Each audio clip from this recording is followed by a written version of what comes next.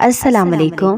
میری آج کے اس ویڈیو میں آپ شب معراج کے بارے میں جانیں گے کہ شب معراج کیا ہے اور شب معراج میں آپ صلی اللہ علیہ وسلم کے ساتھ کیا واقعہ پیش آیا، نماز کس طرح نازل ہوئی اور نماز کی تعداد کتنی تھی۔ تو چلیے آج ہم اس سب کے بارے میں جانتے ہیں۔ تو برائے کرم آپ اس پوری ویڈیو کو ضرور دیکھیے گا اور اپنے دوستوں کے ساتھ بھی شیئر کیجیے گا۔ قرآن پاک کی سورت بنی اسرائیل کی آیت نمبر 1 میں اللہ تعالیٰ فرماتے ہیں کہ پاک ہے وہ ذات جو اپنے بندے کو ایک رات میں مسجد الحرام سے مسجد اقصیٰ تک لے گیا، جس کے آس پاس ہم نے برکتیں رکھی ہیں تاکہ ہم اسے اپنی خاص نشانیاں دکھائیں۔ یقیناً وہ خوب سننے والا، دیکھنے والا ہے۔ اس واقعے کی طرف جو اشارہ ہے وہ اسراء کے نام سے مشہور ہے۔ اسراء کے لفظی معنی ہے رات کو سفر کرنا، رات کو چلنا۔ یہ وہی سفر ہے جس میں نبی پاک صلی اللہ علیہ وسلم کو جسم اور روح سمیت مسجد الحرام یعنی مکہ سے مسجد اقصیٰ فلسطین تک معجزاتی طور پر لے جایا گیا، یعنی براق پر۔ فرشتوں کی ہم نشینی کا یہ سفر اس زمانے کے حالات، اسباب سفر اور فاصلے کی طوالت کی وجہ سے انسانی عقل اور سمجھ سے بالاتر ہے۔ یعنی انسان نہیں سمجھ سکتا کہ ایک رات میں آپ نے اتنی تیزی سے وہ سفر کیسے کیا اور کس طرح آپ واپس بھی آ گئے۔ لیکن جیسا کہ اس آیت میں واضح کیا گیا ہے کہ پاک ہے وہ ذات یعنی اللہ جو اپنے بندے کو لے گیا، یعنی اللہ تعالیٰ کے لیے کچھ بھی مشکل نہیں۔ جن چیزوں کو ہم ناممکن سمجھتے ہیں وہ اللہ کے ہاں ناممکن نہیں۔ تو جس ذات میں کمال قدرت ہو وہ سب کچھ کر سکتا ہے۔ اس حیرت انگیز اور ایمان افروز سفر کی تفاصیل بخاری اور مسلم سمیت احادیث کی مختلف کتب میں موجود ہے۔ تو آگے تھوڑا سا اس بارے میں دیکھ لیتے ہیں کہ آپ نے اللہ سبحانہ و تعالیٰ کی کون کون سی نشانیاں دیکھی، کیا کیا چیزیں مشاہدہ فرمائی اور ان میں ہمارے لیے کیا سبق ہے۔ آغاز سفر اور شق صدر۔ شق کہتے ہیں پھاڑنے کو اور صدر کہتے ہیں سینے کو، اور شق صدر کے معنی ہیں سینے کو کھولنا، سینے کو پھاڑنا۔ معراج کی رات جب بیت اللہ سے نبی کریم صلی اللہ علیہ وسلم کو لے جایا گیا تو وہی آنے سے قبل آپ کے پاس 3 فرشتے آئے۔ اس وقت آپ صلی اللہ علیہ وسلم مسجد الحرام میں سو رہے تھے۔ ان میں سے ایک نے پوچھا وہ کون ہے، یعنی آپ کی طرف اشارہ کر کے پوچھا۔ دوسرے نے جواب دیا وہ ان میں سب سے بہتر ہے۔ تیسرے نے کہا ان میں جو سب سے بہتر ہے انہیں لے لو۔ اس رات اتنا ہی واقعہ پیش آیا اور نبی صلی اللہ علیہ وسلم نے اس کے بعد انہیں نہیں دیکھا، یہاں تک کہ وہ دوسری رات آئی جبکہ آپ کا دل دیکھ رہا تھا اور آپ کی آنکھیں سو رہی تھی لیکن دل نہیں سو رہا تھا۔ تمام انبیاء کی نیند ایسی ہی ہوتی ہے، انہوں نے آپ سے کوئی بات نہ کی، یہاں تک کہ آپ کو اٹھا کر چاہے زمزم کے پاس لٹایا، چاہ کہتے ہیں کنویں کو، یعنی زمزم کے کنویں کے پاس۔ یہاں جبرائیل علیہ السلام نے اپنا کام سنبھالا اور سینہ مبارک گردن تک خود اپنے ہاتھ سے چاک کیا یعنی کاٹا، اور سینہ اور پیٹ کی تمام چیزیں نکال کر انہیں اپنے ہاتھ سے زمزم کے پانی سے دھویا۔ جب خوب دھو چکے تو آپ کے پاس سونے کا ایک تشت لایا گیا۔ تشت پلیٹ کو کہتے ہیں، جیسے ٹرے وغیرہ۔ اس میں سونے کا ایک بڑا پیالہ تھا جو حکمت اور ایمان سے پر تھا، یعنی بھرا ہوا۔ اس سے آپ کے سینے اور گلے کی رگوں کو پر کر دیا گیا، یعنی بھر دیا گیا۔ سینہ مبارک پھر سے سی دیا گیا۔ صحیح بخاری کتاب التوحید۔ اور بہت سے لوگ اس بات پر حیران ہوں گے اور پریشان بھی ہوں گے کہ یہ کیسے ممکن ہے کہ کسی کا سینہ چاک کر دیا جائے۔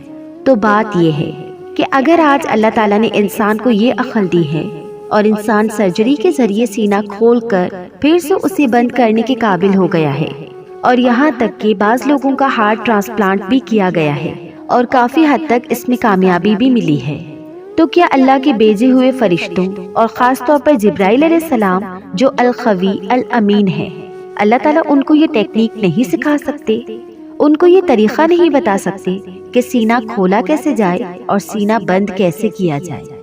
تو یہ بھی اللہ کی نشانیوں میں سے ایک نشانی ہے، اور ایسا علم ہمارے ایمان بالغیب کا ایک ٹیسٹ ہے بیسکلی، کہ کیا ہم اس پہ ایمان رکھتے ہیں۔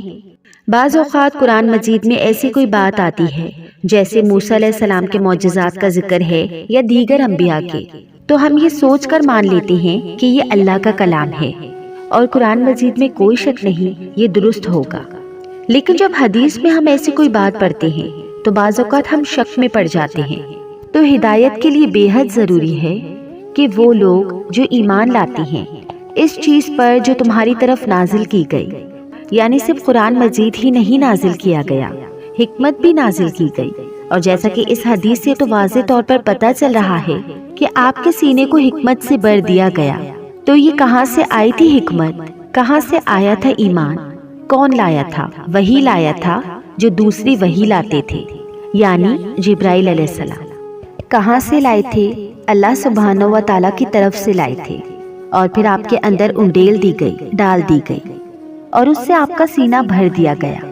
اب آپ سوچ رہے ہوں گے کہ حکمت اور ایمان ایبسٹریکٹ چیزیں ہیں، اور گلے کی رگیں جو ہیں یا سینہ جو ہے یا دل جو ہے وہ دیکھنے کی مادی چیزیں ہیں، تو یہ کیسے ممکن ہوا؟ تو آپ دیکھیے کہ جیسے روح غیر مادی ہے اور ہمارا جسم مادی ہے، جب روح انسان کے اندر آتی ہے تو وہ تو نظر نہیں آتی، اس کا تو کوئی وزن نہیں ہوتا، تو وہ کیسے آ جاتی ہے؟ وہ کون ڈالتا ہے؟ ارے وہ بھی تو اللہ تعالیٰ فرشتوں کو بیچ کر ڈالتے ہیں نا۔ تو جو رب ایک ایبسٹریکٹ چیز کو، نظر نہ آنے والی چیز کو انسان کے جسم کے اندر اور پورے جسم کے اندر ایک فرشتوں کو بیچ کر ڈال سکتا ہے، کیا وہ رب ایمان اور حکمت کو ایک پیغمبر کے سینے میں نہیں ڈال سکتا؟ خواہ وہ مادی تھے یا نہیں تھے، وہ جس بھی حال میں تھے، ہمیں اس کا علم نہیں دیا گیا۔ ہمارا فرض بنتا ہے اس پر ایمان لانا، کیونکہ یہ ایمان بالغیب ہی کی ایک قسم ہے۔ تو یہ سفر کا آغاز تھا، یعنی آپ نے ابتدا میں کچھ نشانیاں دیکھیں اور ان کو محسوس کیا، اور خواب میں آپ کو چیزیں دکھائی گئیں۔ اس کے بعد پھر کیا ہوا؟ مسجد الحرام سے مسجد اقصیٰ تک اسراء کا واقعہ، اور اسراء کہتے ہیں رات کا سفر کرنے کو۔ اس کے بعد آپ کے پاس شراب، دودھ اور شہد کے برتن لائے گئے۔ آپ نے دودھ پسند فرمایا۔ جبرائیل علیہ السلام نے کہا کہ آپ نے فطرت پائی، آپ کو ہدایت نصیب ہوئی اور آپ کی امت کو بھی۔ یہ مسند احمد کی روایت کا حوالہ ہے۔ یہاں پر آپ دیکھیں کہ آپ صلی اللہ علیہ وسلم براق پر سفر کرتے ہیں، انبیاء کی امامت کرتے ہیں، اور پھر اس کے بعد آپ کی مہمانی کی جاتی ہے اور 3 چیزیں پیش کی جاتی ہیں، اور تینوں میں سے آپ دودھ کو پسند کرتے ہیں۔ تو اس سے یہ پتہ چلتا ہے کہ انسان کے کھانے پینے کی جو چوائس ہوتی ہیں وہ اس کی شخصیت کی عکاس ہوتی ہے۔ اب دنیا میں بھی اگر کوئی شراب کو پسند کرتا ہے تو اس کا مطلب یہ ہے کہ اس کی خاص قسم کی پرسنالٹی ہے۔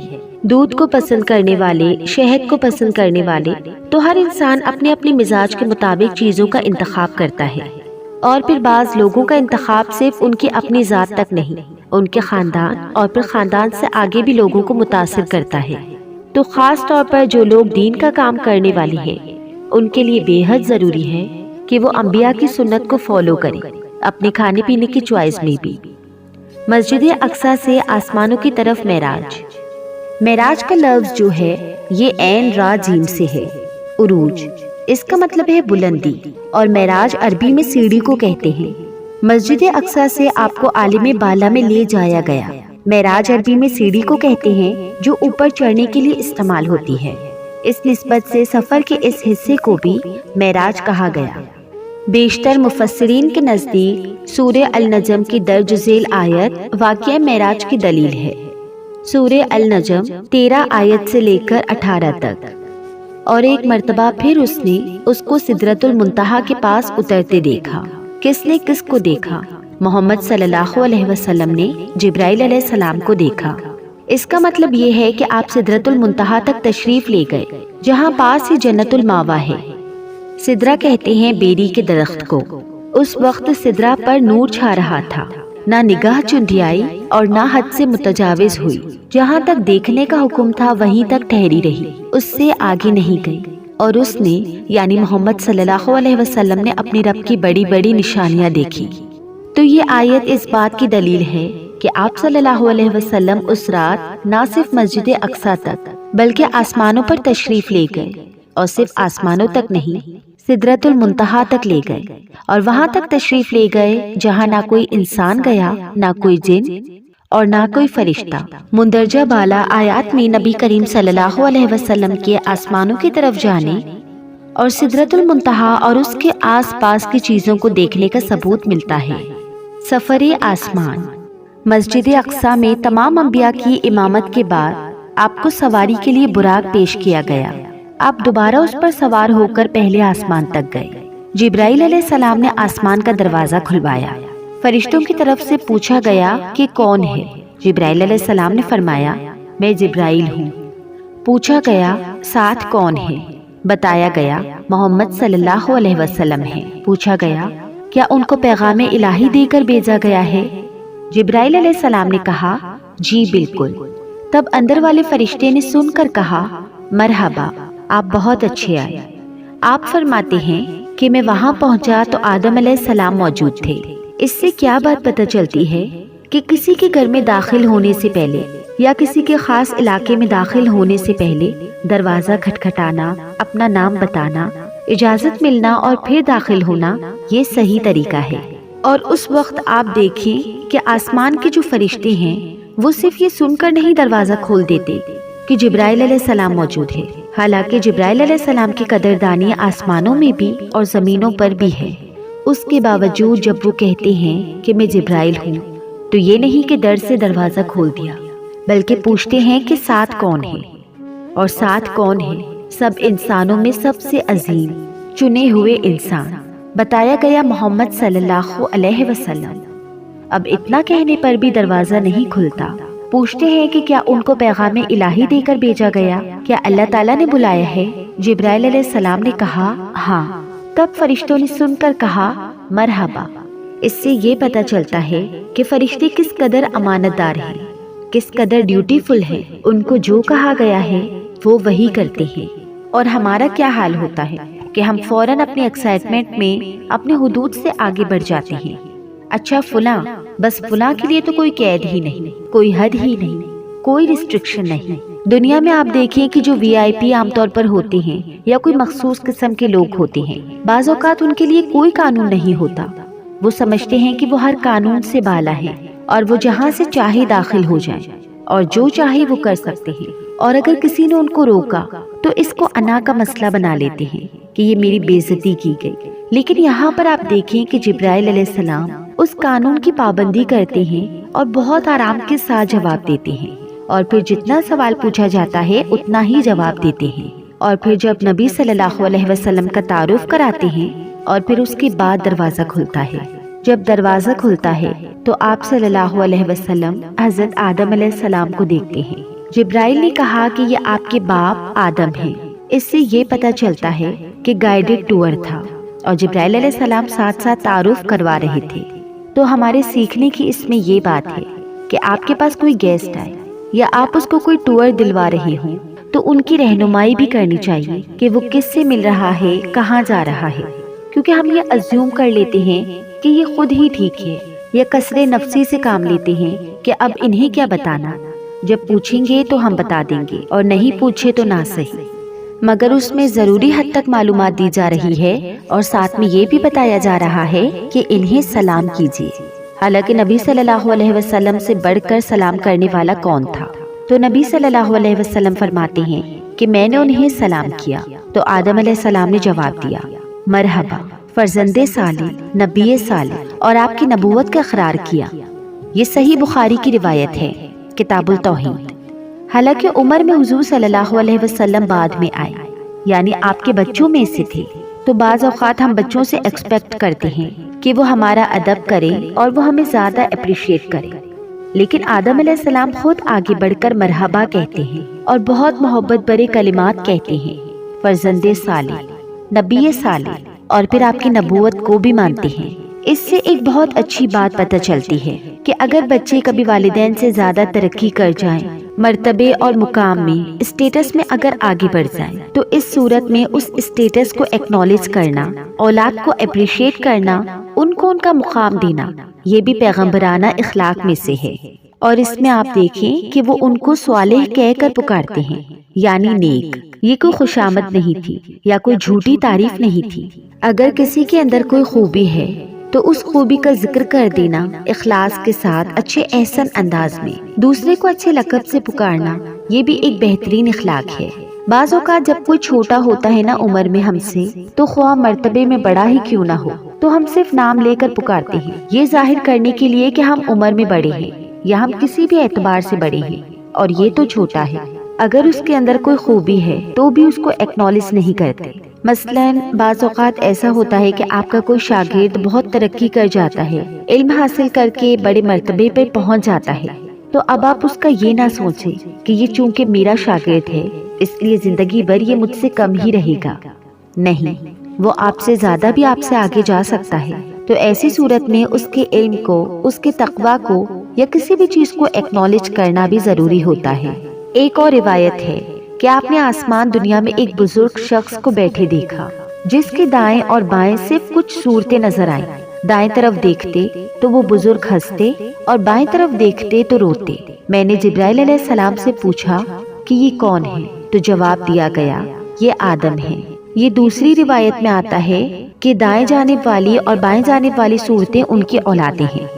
دائیں طرف یعنی رائٹ ہینڈ والے جنتی ہیں اور بائیں طرف والے دوزخی ہیں، اس لیے ایک طرف دیکھ کر ہنستے ہیں اور دوسری طرف دیکھ کر روتے ہیں۔ یہ صحیح بخاری کی روایت ہے۔ نبی کریم صلی اللہ علیہ وسلم فرماتے ہیں کہ پھر جبرائیل علیہ السلام مجھے لے کر آگے بڑھے اور دوسرے آسمان تک پہنچے۔ پھر اسی طرح سوال و جواب ہوئے۔ وہاں مجھے عیسیٰ اور یحییٰ علیہ السلام ملے، جو باہم خالہ زاد بھائی بھی ہیں۔ جبرائیل علیہ السلام نے کہا یہ یحییٰ اور عیسیٰ علیہ السلام ہیں، انہیں سلام کیجیے۔ میں نے سلام کیا تو انہوں نے جواب دیا اور کہا مرحبا، برادر صالح اور نبی صالح، اور آپ کی نبوت کا اقرار کیا۔ پھر اس طرح ان سے کچھ باتیں ہوئیں۔ صحیح بخاری کی روایت ہے۔ اس سے پتہ چلتا ہے کہ جس آسمان پہ بھی آپ جا رہے تھے وہاں سلام دعا ہو رہی تھی، اور یہی ہم مسلمانوں کا بھی شعار اور طریقہ ہونا چاہیے کہ جس سے بھی ملے تو پہلی چیز سلام دعا۔ اس کے بعد مجھے لے کر تیسرے آسمان کی طرف چڑھے اور دروازہ کھلوایا۔ پوچھا گیا کون؟ جبرائیل علیہ السلام نے کہا میں ہوں۔ پوچھا گیا تمہارے ساتھ کون ہے؟ انہوں نے کہا محمد صلی اللہ علیہ وسلم۔ پوچھا گیا ان کے پاس پیغام الہی دے کر بھیجا گیا ہے؟ جبرائیل علیہ السلام نے کہا ہاں۔ فرشتوں نے یہ سن کر کہا مرحبا، آپ بہت اچھے آئے۔ دروازہ کھولا گیا، وہاں پہنچے تو دیکھا کہ وہاں یوسف علیہ السلام موجود ہیں۔ جبرائیل علیہ السلام نے کہا کہ یہ یوسف علیہ السلام ہے، سلام کہیے۔ میں نے سلام کیا، انہوں نے جواب دیا۔ انہوں نے کہا مرحبا، برادر صالح اور نبی صالح، اور آپ کی نبوت کا اقرار کیا۔ ایک اور روایت میں ہے کہ آپ صلی اللہ علیہ وسلم نے فرمایا میں نے یوسف علیہ السلام کو دیکھا، اللہ نے حسن کا آدھا حصہ ان کو دیا تھا۔ صحیح مسلم کتاب الایمان۔ اس کے بعد جبرائیل علیہ السلام مجھے لے کر آگے بڑھے چوتھے آسمان پر۔ اسی طرح سوال جواب ہوئے۔ ادریس علیہ السلام وہاں موجود تھے، سلام دعا ہوئی۔ انہوں نے بھی اسی طرح برادر صالح اور نبی صالح کہہ کر مرحبا کہا اور آپ کی نبوت کا اقرار کیا۔ برادر بھائی کو کہتے ہیں فارسی زبان میں۔ اس کے بعد جبرائیل علیہ السلام پانچویں آسمان تک آگے بڑھے۔ اب اسی طرح سلام دعا ہوئی۔ ہارون علیہ السلام وہاں موجود تھے، انہوں نے بھی نبی صالح برادر صالح کہہ کر مرحبا کہا اور آپ کی نبوت کا اقرار کیا۔ اس کے بعد آگے چھٹے آسمان تک چڑھے، دروازہ کھلوایا گیا اور اسی طرح سوال و جواب اور مرحبا کہا گیا اور آپ کی نبوت کا اقرار کیا گیا۔ وہاں موسیٰ علیہ السلام موجود تھے، آپ انہیں چھوڑ کر آگے بڑھے تو وہ رونے لگے۔ پوچھا کہ آپ کی رونے کی کیا وجہ ہے؟ انہوں نے کہا میں اس لیے روتا ہوں کہ یہ نوجوان پیغمبر نبی صلی اللہ علیہ وسلم میرے بعد مبعوث ہوئے، ان کی امت کے لوگ میری امت سے زیادہ تعداد میں جنت میں جائیں گے، یعنی انہیں اپنی امت کی فکر تھی اور وہ ان کے غم میں ایک طرح سے رو رہی تھی۔ یہ نہیں کہ انہوں نے نبی صلی اللہ علیہ وسلم کو زیادہ خیر ملنے پر حسد کا شکار ہو کر رونا دھونا شروع کر دیا، نہیں۔ اور اس بات سے یہ بھی پتہ چلتا ہے کہ جب انسان کسی کے اندر کوئی خوبی اور کوئی بھلائی دیکھتا ہے تو اس وقت وہ تمنا کرتا ہے کہ کاش اس کے پاس بھی وہ خوبی اور بھلائی ہوتی۔ لیکن اب آپ یہاں دیکھیں کہ موسیٰ علیہ السلام اپنی ذات کے لیے نہیں بلکہ اپنی امت کی فکر کر رہے ہیں، اور یہ امت کی خیر خواہی اور لوگوں کی خیر خواہی جو ہے یہ انبیاء کے سرشت میں ہوتی ہے۔ اس کے بعد ساتویں آسمان پر پہنچے اور دروازہ کھلوایا۔ پوچھا گیا کون؟ کہا جبرائیل۔ پوچھا گیا تمہارے ساتھ کون ہے؟ انہوں نے کہا محمد صلی اللہ علیہ وسلم۔ پوچھا گیا ان کے پاس پیغام الہی دے کر بھیجا گیا؟ اس سے یہ پتہ چلتا ہے کہ کہ ہر آسمان کے فرشتے نے ایسا ہی کیا۔ جبرائیل علیہ السلام نے کہا جی۔ فرشتوں نے یہ سن کر کہا مرحبا، آپ بہت اچھے آئے۔ جب میں وہاں پہنچا تو ابراہیم علیہ السلام کو موجود پایا۔ جبرائیل علیہ السلام نے کہا کہ یہ آپ کے جد امجد ابراہیم علیہ السلام ہے، انہیں سلام کہیے۔ میں نے انہیں سلام کیا، انہوں نے جواب دیا اور فرمایا مرحبا، فرزند صالح، نبی صالح اور بیٹا کہہ کر پکارا، آپ کی نبوت کا اقرار کیا۔ وہاں ابراہیم علیہ السلام بیت المعمور کے ساتھ ٹیک لگا کر بیٹھے ہوئے تھے، یعنی گویا دنیا میں جو ان کا خاص بہترین عمل تھا اس کی جزا کے طور پر اللہ تعالیٰ نے ان کو وہاں بھی گھر عطا کیا۔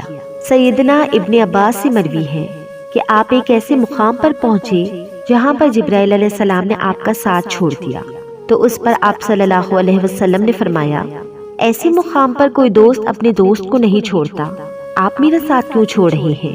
جبرائیل علیہ السلام نے فرمایا اگر میں اس مقام سے آگے بڑھوں تو نور سے جل جاؤں گا۔ سنن بہقی کی روایت ہے۔ اس کے بعد آپ کو سدرۃ المنتہا تک لے جایا گیا۔ اس کے بے حجر کے مٹکوں کے برابر اور اس کے پتے ہاتھی کی کان کی طرح، یعنی پتے بہت بڑے بڑے تھے اور بیر بھی بہت بڑے بڑے۔ اس پر سونے کے پتنگے چھا گئے اور اللہ کے حکم سے جو کچھ چھانا تھا چھا گیا۔ یہ حجر کے مٹکے جو ہیں یہ علاقے کا نام ہے، اور وہاں کے برتن شاید مشہور ہیں یا خاص سائز کے ہیں تو اس لیے ان سے تشبیہ دی گئی۔ اور اللہ کے حکم سے جو کچھ چھانا تھا چھا گیا، اس سے وہ سدرہ بیری کا درخت تبدیل ہو کر اتنا خوبصورت ہو گیا کہ اللہ کی کوئی مخلوق اس کا حسن بیان کرنے کی تاب نہیں رکھتی۔ آج بھی آپ دیکھیں کہ بعض لوگ درختوں کے آس پاس یا نیچے لائٹس لگا کر رکھتے ہیں۔ دن کے وقت تو درختوں کا اپنا ایک حسن ہوتا ہے، سورج کی روشنی میں بہت خوبصورت چمکتے ہوئے نظر آتے ہیں، لیکن رات کے وقت بعض اوقات درختوں کے اوپر لائٹس لگائی ہوئی ہوتی ہیں، یا بعض اوقات ان کے تنوں کے بالکل نیچے زمین پر اس اینگل سے لائٹ لگائی جاتی ہے کہ درختوں کا حسن دوبالا ہو جاتا ہے، کہ رات کے وقت بھی اگر آپ ان درختوں کو دیکھیں روشنی میں تو ان کا حسن اور طرح کا ہوتا ہے۔ تو یہاں پر یہ کہ وہ جو بیری کا درخت تھا اس پر بھی خاص قسم کا نور اور روشنی اسے بہت خوبصورت بنا رہی تھی۔ اس وقت اللہ تعالیٰ نے اپنے بندے کو وحی فرمائی اور آپ پر اور آپ کی امت پر 50 وقت کی نمازیں فرض کی۔ واپس آتے ہوئے موسیٰ علیہ السلام سے آپ کی ملاقات ہوئی تو دریافت کیا کہ آپ کو کیا حکم ملا؟ آپ نے جواب دیا کہ ایک دن رات میں مجھ پر اور میری امت پر 50 نمازیں فرض کی گئی۔ موسیٰ علیہ السلام نے کہا آپ کی امت ایک دن رات میں 50 نمازیں نہ پڑھ سکے گی، میں بنی اسرائیل کا خوب تجربہ کر چکا ہوں، آپ کمی کی درخواست لے کر اپنے رب کے پاس جائیں۔ موسیٰ علیہ السلام کے فرمانے پر آپ صلی اللہ علیہ وسلم اللہ کے پاس گئے اور کمی کی درخواست کی۔ اللہ تعالیٰ نے آپ کی درخواست کو قبول فرما کر 10 نمازوں کی تخفیف فرمائی۔ اس کے بعد آپ موسیٰ علیہ السلام کے پاس آئے تو انہوں نے پوچھا کیا ہوا؟ آپ نے کہا کہ 10 نمازوں کی کمی کر دی گئی۔ یہ سن کر موسیٰ علیہ السلام نے فرمایا آپ پھر واپس جائیے اور تخفیف یعنی کمی کی درخواست کیجیے۔ آپ واپس گئے اور اللہ تعالیٰ سے تخفیف کی درخواست کی۔ اللہ تعالیٰ نے اس کے بعد پھر 10 نمازوں کی کمی کر دی۔ یوں آپ کے موسیٰ علیہ السلام اور اللہ تعالیٰ کے درمیان آمد و رفت جاری رہی، یہاں تک کہ اللہ تعالیٰ نے 5 نمازیں کر دی۔ اس کے بعد آپ پھر واپس آئے تو موسیٰ علیہ السلام نے کہا جاؤ اور کمی کراؤ۔ آپ نے کہا نہیں، اب مجھے شرم آتی ہے، جو اللہ تعالیٰ نے فرض کیا ہے اس پر راضی ہوں۔ آپ نے فرمایا جب میں وہاں سے واپس آیا تو ایک پکارنے والے نے پکار کر کہا میں نے اپنا فرض پورا کر دیا اور بندوں کے لیے تخفیف کر دی، یہ 5 نمازیں اجر میں 50 نمازوں کے برابر ہوں گی۔ بخاری۔ اس سے ایک اور بات یہ بھی پتہ چلتی ہے کہ بعض اوقات ایسا ہوتا ہے نا کہ کوئی حکم آتا ہے، کوئی پالیسی بنتی ہے یا کوئی ایسا قانون پاس ہوتا ہے جو عوام کے لیے بہت مشکل ہو سکتا ہے، تو جو بھی شخص یا جو بھی انسان یہ سمجھتا ہو کہ یہ لوگوں کے لیے بھاری ہوگا یا مشکل ہوگا تو وہ ان کے حق میں سفارش کر کے بات کر سکتا ہے۔ اب یہاں پر آپ دیکھیں کہ نبی صلی اللہ علیہ وسلم اللہ تعالیٰ کا حکم آنے کے بعد اس میں تخفیف کی درخواست کر رہی ہیں اور موسیٰ علیہ السلام سفارش کر رہی ہیں۔ تو ایک ہم موسیٰ علیہ السلام کے بہت مرہون منت ہیں جو انہوں نے ہمارا بہت خیال کیا، ورنہ ہم جو 5 نہیں پڑھتے تو 50 کہاں پڑھتے، تو کس قدر مشکل ہوتی ہمیں۔ اور پھر دوسری طرف یہ کہ نبی صلی اللہ علیہ وسلم بھی اللہ سبحانہ و تعالیٰ کے پاس جا کر بار بار عرض کر رہے تھے، اور اللہ سبحانہ و تعالیٰ اپنے بندوں پر اس قدر مہربان ہے کہ 5 کرنے کے باوجود اجر 50 ہی کا رکھا۔ یہ ہے اس کی رحمت۔ دنیا میں کوئی بادشاہ ایسی عنایت نہیں کر سکتا کہ کسی کو 50 گھنٹے کے لیے ہائر کیا ہے اور وہ 5 گھنٹے کام کرنا چاہے تو اسے اجرت 50 گھنٹے کی دے۔ اس کے علاوہ چند اور مشاہدات دیگر کتب میں مذکور ہیں۔ سورہ البقرہ کی آخری 2 آیت بھی عرش کے خزانے سے عطا کی گئی، یعنی اسی موقع پر جب نمازوں کا حکم دیا گیا۔ نہر کوثر اور جنت کا مشاہدہ۔ سدرۃ المنتہا پر بہت سے عجائبات کا مشاہدہ کرنے کے بعد رسول اللہ صلی اللہ علیہ وسلم نے فرمایا، پھر مجھے جنت میں لے جایا گیا تو میں نے وہاں دیکھا کہ موتیوں کے کبے ہیں اور اس کی مٹی کستوری ہے۔ کستوری خوشبو کا نام ہے جو ہرن کی ناف سے نکلتی ہے، بہترین قیمتی قسم کی خوشبو ہے۔ تو یعنی مٹی سے بھی خوشبو آ رہی تھی۔ مٹی کی دنیا میں بھی خوشبو ہوتی ہے، لیکن وہاں کی خوشبو کستوری جیسی تھی۔ جنت میں آپ نے نہر کوثر کا مشاہدہ فرمایا۔ حضرت انس سے روایت ہے کہ نبی کریم صلی اللہ علیہ وسلم نے فرمایا کہ میں ایک نہر پر آیا، اس کے دونوں کنارے موتیوں اور کبوں کی تھے، یعنی چھوٹے چھوٹے جیسے پلس کے چھوٹے چھوٹے ڈیوڈز تھے۔ میں نے پوچھا، جبرائیل علیہ السلام یہ کیا ہے؟ جبرائیل علیہ السلام نے کہا، یہ کوثر ہے۔ صحیح بخاری۔ یعنی آپ کو وہ نہر جو عطا کی گئی انا اعطینا کل کوثر کہہ کر، وہ بھی آپ کو دکھائی گئی۔ ابراہیم علیہ السلام کو امت محمد صلی اللہ علیہ وسلم کے نام خصوصی پیغام۔ ابن مسعود بیان کرتے ہیں کہ رسول اللہ صلی اللہ علیہ وسلم نے فرمایا کہ معراج کی رات میری ملاقات حضرت ابراہیم علیہ السلام سے ہوئی۔ انہوں نے کہا، اے محمد صلی اللہ علیہ وسلم، اپنی امت کو میری طرف سے سلام کریے۔ ہم سب کو کیا کہنا چاہیے؟ وعلیکم السلام۔ اور ان کو بتائیے کہ جنت کی مٹی بڑی عمدہ ہے اور اس کا پانی میٹھا ہے، لیکن وہ چٹیل میدان ہے، یعنی اس میں کچھ اگانے کی ضرورت ہے، اور اس کی کاشتکاری سبحان اللہ والحمد للہ ولا الہ الا اللہ واللہ اکبر ہے۔ اللہ پاک ہے اور تمام تعریفیں اللہ ہی کے لیے ہیں، اس کے سوا کوئی الہ نہیں، اور اللہ سب سے بڑا ہے۔ جامع ترمذی۔ تو اس سے کیا پتہ چلتا ہے کہ ہمیں کثرت کے ساتھ اللہ کا ذکر کرتے رہنا ہے تاکہ جنت خوب ہری بھری ہو جائے۔ دنیا میں پودے لگانے کا، خاص طور پر جن لوگوں کو گاڑنے کا شوق ہوتا ہے، وہ کبھی راضی ہوتا ہی نہیں۔ ایک کے بعد ایک قسم کا پودا، یہاں بھی جگہ خالی ہے، اس کونے میں یہ لگ جائے، یہاں بڑا درخت لگ جائے، یہاں چھوٹا درخت لگ جائے۔ تو ہمیشہ ہریالی کو، باغ کو دیکھ کر جنت کا سوچا کریں کہ کتنی گرینری چاہیے، کیسا باغ چاہیے، پھر آپ دیکھ لیجئے کہ کتنا ذکر کرنا ہے۔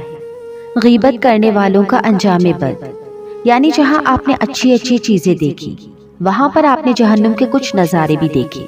انس رضی اللہ تعالیٰ عنہ سے روایت ہے کہ رسول اللہ صلی اللہ علیہ وسلم نے فرمایا کہ معراج کے موقع پر میرا گزر ایسے لوگوں کے پاس سے ہوا جن کے ناخن پیتل کے تھے، یعنی براس کے، اور وہ اپنا چہرہ اور سینے کو نوچ رہے تھے۔ میں نے پوچھا، جبرائیل علیہ السلام یہ کون لوگ ہیں؟ جبرائیل علیہ السلام نے کہا، یہ وہ لوگ ہیں جو لوگوں کا گوشت کھایا کرتے تھے اور ان کی غیبت کرتے تھے، یعنی دوسروں کو بدنام کرتے، دوسروں کی عزت پر حملہ کرتے، اور آج اپنی ہی شکل خود ہی اپنے ہاتھوں سے بگاڑ رہے ہیں۔ بے عمل خطبہ کا عبرت ناک انجام۔ انس رضی اللہ تعالیٰ عنہ سے روایت ہے کہ رسول اللہ صلی اللہ علیہ وسلم نے فرمایا، میں نے معراج کی رات کچھ لوگوں کو دیکھا کہ ان کے منہ آگ کی کینچیوں سے کاٹے جا رہے تھے۔ میں نے پوچھا، جبرائیل علیہ السلام یہ کون ہیں؟ جبرائیل علیہ السلام نے کہا، یہ آپ کی امت کے وہ خطیب ہیں، یعنی اسپیکرز ہیں، جو لوگوں کو تو بھلائیوں کا حکم دیتے تھے اور خود ان پر عمل نہیں کرتے تھے، حالانکہ وہ کتاب بھی پڑھتے بس وہ نہیں سمجھتے۔ یہ شرع و سنہ کی روایت ہے، یعنی دوسروں کو نصیحت اور خود میاں فضیحت، اوروں کو نیکی کا حکم دینا اور خود اس پر عمل نہ کرنا۔ یہ بھی ایک بہت سیریس میٹر ہے۔ جب ہم کسی کو بھی کچھ کہنے جا رہے ہوں تو ہمیں چاہیے کہ ہم اپنے آپ کو بھی ضرور ساتھ ساتھ شامل کریں۔ بیان اسراء اور معراج پر اہل مکہ کا رد عمل۔ اسی رات نبی صلی اللہ علیہ وسلم واپس مکہ تشریف لائے۔ مولانا ظفر علی خان نے کیا خوب کہا ہے، زنجیر بھی ہلتی رہی، بستر بھی رہا گرم۔ زنجیر بھی ہلتی رہی، بستر بھی رہا گرم۔ ایک پل میں سر عرش گئے آئے محمد صلی اللہ علیہ وسلم، یعنی آپ ایک ہی رات میں آسمان پہ جا کے واپس آ گئے، اور یہ سب کچھ معجزانہ طور پر ہوا، اور یہ بھی اللہ کی قدرت اور اللہ کی عظمت کی دلیل ہے کہ وہ جو چاہے کر سکتا ہے۔ اگلی صبح آپ نے قوم کو گزشتہ رات کے بارے میں بتایا۔ صحیح مسلم میں ہے کہ اللہ کے رسول اللہ صلی اللہ علیہ وسلم نے فرمایا، معراج کا یہ واقعہ جب میں نے مشرکین مکہ کو سنایا تو انہوں نے اس کی تردید اور تقویت کی۔ کسی نے تالیاں بجائیں، کسی نے تعجب اور انکار کے ساتھ ہاتھ اپنے سر پر رکھ لیا۔ کچھ لوگ ابو بکر کے پاس گئے اور انہیں اس کی خبر دی۔ وہ ایک پیکر صدقے ایمان تھے۔ کہنے لگے، اگر یہ بات آپ صلی اللہ علیہ وسلم نے فرمائی ہے تو سچ فرمائی ہے۔ لوگوں نے کہا کہ آپ بھی ان کی تصدیق کرتے ہیں؟ تو آپ نے جواب دیا، میں تو اس سے بھی بڑی بات پر آپ کی تصدیق کرتا ہوں۔ آسمان سے صبح و شام جو خبر آتی ہے میں اس میں بھی آپ کو سچا مانتا ہوں۔ اسی پر آپ کا لقب صدیق ٹھہرا۔ اب دیکھیں کہ جہاں یہ اتنا بڑا اعزاز تھا اور آپ نے اتنا کچھ دیکھا، وہاں اس کا ذکر اتنی شدید مخالفت اور لوگوں کے اندر شکوک و شبہات کا ذریعہ بن گیا۔ گویا ان کا ایک امتحان تھا، اور اس موقع پر جو حقیقی معنوں میں ایمان لانے والے تھے، جن کے رہنما ابو بکر صدیق ہیں، انہوں نے اپنے عمل سے آپ صلی اللہ علیہ وسلم کی اس فعل کی تصدیق کی اور صدیق کا لقب پایا۔ حقیقی ایمان وہی ہے جو ہر طرح کے شک و شبہ سے بالا ہو۔ دین کے بارے میں، کسی قرآن کی آیت کے بارے میں یا حدیث کے بارے میں یا پیغمبر صلی اللہ علیہ وسلم کے کسی عمل کے بارے میں کوئی بات اگر آپ کو اپنی عقل سے بالا لگے اور سمجھ نہ آئے تو اس موقع پر فوراً یہ سوچا کرے کہ جس رب نے آسمان بنایا، زمین بنائی، سب کچھ بنایا، اس کے لیے کون سا کام مشکل ہے؟ تو شک کی کوئی گنجائش رہتی نہیں۔ شکوک و شبہات جو ہیں یہ منافقت کو جنم دیتے ہیں، اور جب شک آنے لگے تو یہ آیت بھی پڑھا کریں جس کا ترجمہ ہے کہ کیا اللہ کے بارے میں شک جس نے آسمان و زمین کو پھاڑا، یعنی اکٹھے تھے پھر ان کو الگ الگ کیا، یعنی جس نے اتنا بڑا کام کیا، کیا اس کی ذات میں یا اس کے احکامات میں یا اس کے کسی بھی کارنامے میں یا قدرت میں شک کیا جا سکتا ہے؟ ہرگز بھی نہیں۔ اظہار ثانی اور بے یقینی کے جذبات سے مغلوب کفار نے آپ کا امتحان لینے کی ٹھانی۔ بات تو یہ ہے نا کہ ہر نعمت کے ساتھ ایک آزمائش ہوتی ہے۔ پوچھا کہ بیت المقدس کیسا ہے اور اس کی علامتیں کیا ہیں؟ صحیح مسلم میں آپ کا ارشاد نقل ہے کہ اللہ تعالیٰ نے بیت المقدس میرے سامنے ظاہر فرما دیا، اور جو باتیں اور نشانیاں مشرکین دریافت کرتے ہیں میں دیکھ دیکھ کر بتاتا جاتا اور آپ کو کچھ بھی نہیں بھولا۔ یوں آپ کی تردید اور تکذیب کا جو جذبہ لیا اس کی اکثر نفی ہو گئی، لیکن نہ ماننے والے پھر بھی نہ مانے۔ یہی کہہ سکے کہ جہاں تک اوصاف کا تعلق ہے تو آپ نے بالکل ٹھیک ٹھیک بیان کیے۔ آپ نے کچھ اور بھی باتیں بتائیں اور بعد میں آنے والے قافلوں سے ان کی تصدیق ہو گئی۔ اس طرح زبانیں بند ہو گئیں، مگر دل یہی سوچتے رہے کہ یہ کیسے ہو سکتا ہے۔ اب بھی بہت سے لوگ یہی سوچتے ہیں کہ یہ کیسے ہو سکتا ہے، حالانکہ اللہ تعالیٰ تو ہر چیز پر قادر ہے، اور جب وہ کسی چیز کا ارادہ کر لیتا ہے تو اسے صرف کن یعنی ہو جا کہنے کی ضرورت ہوتی ہے۔ معراج کے دوران نبی کریم صلی اللہ علیہ وسلم کو جو بھی مشاہدات کروائے گئے ان میں ہمارے لیے بہت سے سبق ہیں، جن میں سے اہم ترین یہ ہے کہ ہم اپنی نمازوں کی پابندی کریں، جن کا حکم اللہ تعالیٰ نے اس موقع پر نبی کریم صلی اللہ علیہ وسلم کو دیا۔ اس جنت کے لیے کوشاں ہوں جس کا مشاہدہ آپ نے بنفس نفیس فرمایا۔